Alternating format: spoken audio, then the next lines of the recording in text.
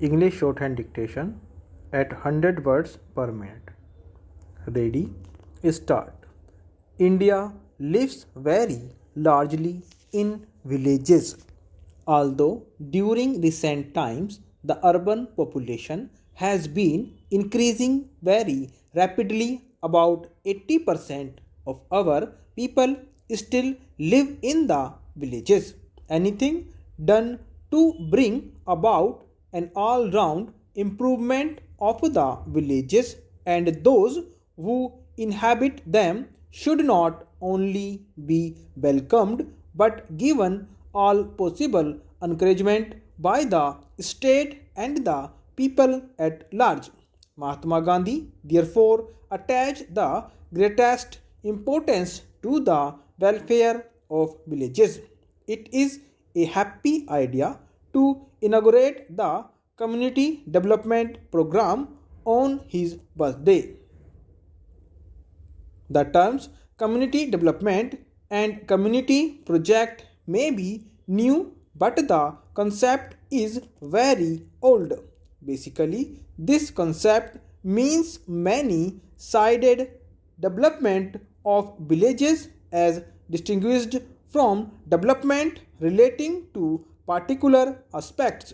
Experience in the working of the Grow More food programs as well as the programs undertaken by various state governments and private agencies functioning in the sphere of village uplift has established that all aspects of rural life are interrelated and that no lasting results can be achieved if individual aspects of it are dealt with in isolation. This does not mean that particular problems should not be given prominence, but the plans for them should form part of and be integrated with those for achieving the wider aims. This can be achieved only if the energies of the administrative machinery of the states and the best unofficial leadership and enthusiasm of the masses are all enlisted in its favor and concerted action is taken for the all-round improvement of agriculture, education, health, sanitation, welfare of cattle, provision of employment, etc. Under the inspiration given by Gandhiji, a large amount of selfless work has been done by his followers in various parts of the country, and other organizations and individuals have also done considerable work in that direction. The resources, however, both in money and technical personnel available to these have been limited, and the progress consequently has not been as rapid or extensive as one would have wished. The Indo-United States Technical Cooperation Agreement of January 1952 has, I am happy to say, opened up new possibilities of advance along these lines. I have always believed that the Indian peasant is no novice in agriculture and has practical experience which goes back to many generations. The Bihar peasant has taken to the cultivation of new varieties of sugarcane. The most serious problem facing the country today is the one relating to insufficient production of food in the country. Even before the last Great War, India had been importing about 2 million tons of rice every year from Burma. The deficit has increased as a result of partition, in consequence of which the surplus areas of West Punjab and Sindh have gone over to Pakistan. The increase in annual demand for food grains on account of increase in population has also been appreciable.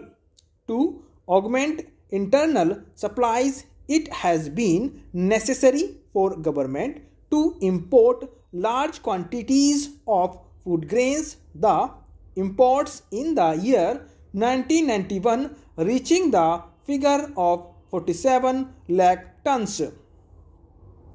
Our Planning Commission, the government and all thoughtful people have been anxiously considering ways and means of increasing the food production for the purpose of closing this gap between production and requirement.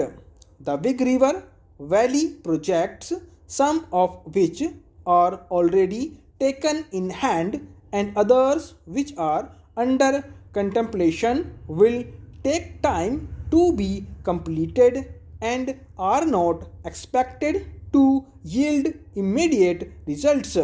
For meeting the present deficit, we shall have to rely very largely on the minor irrigation projects such as wells, tanks and tube wells.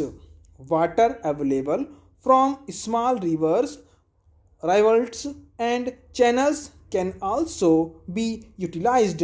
I am convinced there is a great deal of scope for these small projects, and I have no doubt that if these are satisfactorily handled, we shall be able to close the existing gap in our food supply. I am therefore happy to notice that in a community project area covering approximately 300 villages and 150,000 acres of cultivable land, nearly a third of the expenditure will be on minor irrigation works.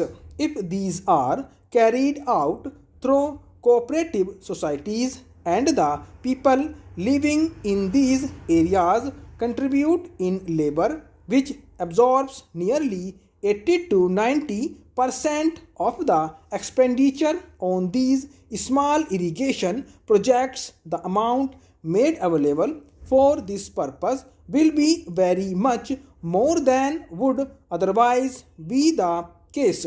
I am hoping that this voluntary labor will be coming forth in an abundant measure to make these projects not only successful but also more extensive than if they were to be carried out only with the help of the money made available.